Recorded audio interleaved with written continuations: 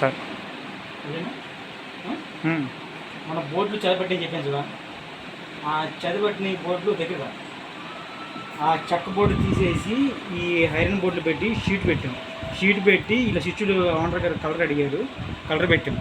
ఏంటి స్విచ్ చూపించారు ఈ బోర్డులు మొత్తం అన్ని బోర్డులు చెక్క బోర్డు తీసేసి ఈ బోర్డు పెట్టాం.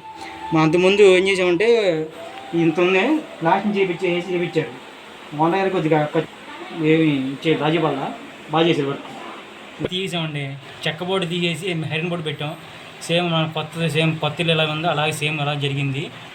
మనకి ఏమైనా చెత్త పెట్టినా సరే బోర్డులు మీకు ఇబ్బంది లేదు, ఐరన్ బోర్డులు పెట్టేస్తాం. చెక్క బోర్డు తీసేసి దీంట్లో రాజీ పడాం అసలు.